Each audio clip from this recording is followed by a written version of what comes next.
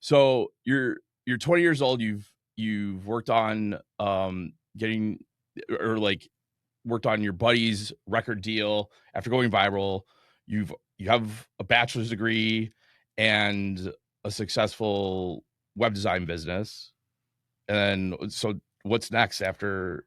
Yeah. So if you rewind just a couple of years, I was working as the sole system administrator for a college campus. Okay.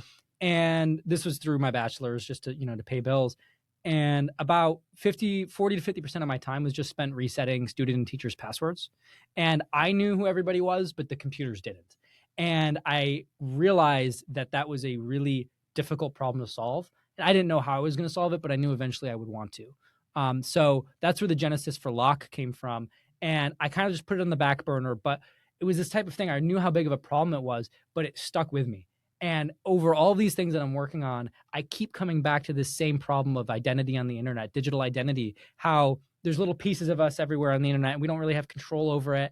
And how do you define the ownership between, identity on the internet? And so that was, it just stuck with me and it kept coming back. So eventually I knew I was going to start Locke. I didn't have the name. I didn't have anything. But eventually I recruited Brandon that I met in college and I knew it was going to happen. Yeah. And, So that's Brandon that I know. Yes. Yeah. That I met. Okay. Yeah. That's so I recruited a great him, story. And, yeah. and I just started talking to him about this and he was like, this is big. And I was like, I know this is a big problem we're setting out to solve. It's not going to be easy. But do you want to be a part of it?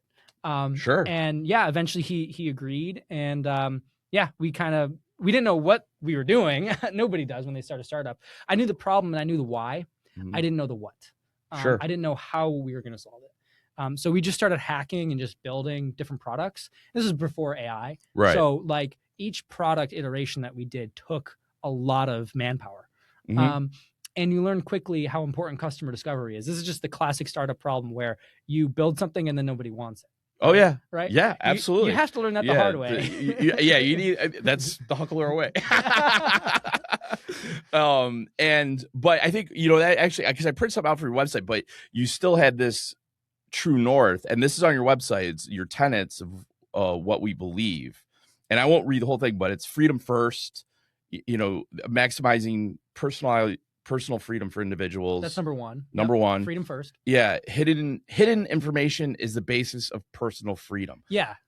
So I agree, but talk about that in a world where we give up so much of our identity. You just said we all have these little pieces all over, everything's tracked and monitored. And, thankfully we're in a country where it's maybe just used as like leverage and like from a consumer standpoint. But I think people don't value their privacy and that hidden information. And so because it's bold, right? Oh, thank you. Yeah. Well, so to speak to that a little bit, I'll get into that tenet specifically. I'm quite pleased with that, and I'll explain why.